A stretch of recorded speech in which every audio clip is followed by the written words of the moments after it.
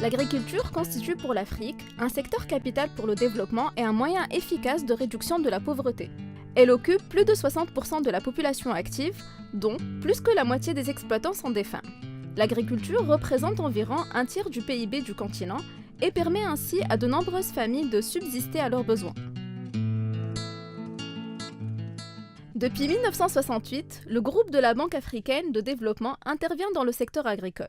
Au 31 décembre 2011, la banque a financé plus de 800 opérations dans ce secteur, mobilisant près de 12,2 milliards de dollars. Déployés dans le cadre d'une approche participative, ces nombreux projets ont touché des sous-secteurs extrêmement variés et ont contribué de manière significative à l'amélioration des conditions de vie des populations dans leur zone d'intervention. Les activités de la BAD dans le secteur agricole s'articulent autour d'une nouvelle stratégie 2010-2014 qui a pour pilier le développement des infrastructures agricoles et la gestion durable des ressources naturelles. Une stratégie qui s'inscrit dans les propriétés de programmes de développement de l'agriculture africaine du NEPAD.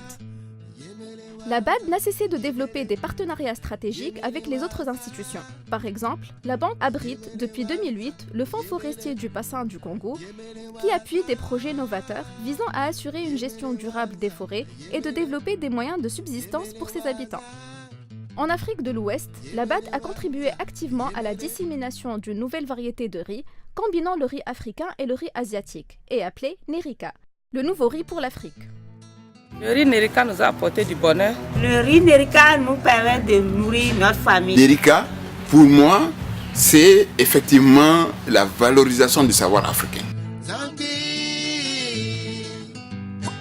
Dans les différents pays du Sahel, la BAD a initié de nombreuses opérations de maîtrise des eaux, permettant d'accroître la sécurité alimentaire et d'améliorer les conditions de vie de nombreuses communautés. Elle intervient actuellement sur une dizaine d'opérations dans le domaine de la petite irrigation, l'hydraulique pastorale et la protection du milieu naturel. Le principal défi pour la Banque africaine de développement, c'est de démontrer que ce fonds permettra de limiter la déforestation. On a vu que s'il n'y a pas ce barrage, nous allons disparaître et avec nous, notre fleuve.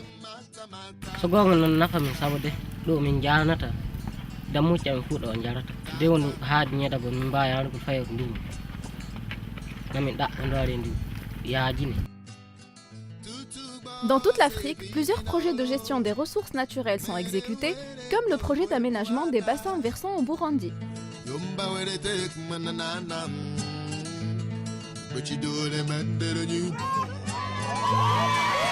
La couverture forestière. Et l'objectif global, c'est le reboisement à grande échelle. C'est un projet qui vise à accroître la production agricole et la production forestière.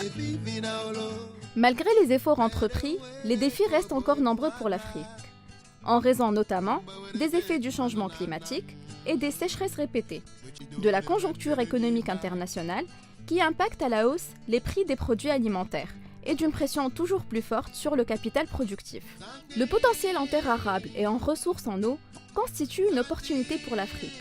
Pourtant, près de 80% de terres ne sont pas cultivées. Seulement 4% des terres agricoles sont irriguées. Et l'Afrique importe chaque année près de 30 milliards de dollars de produits agricoles.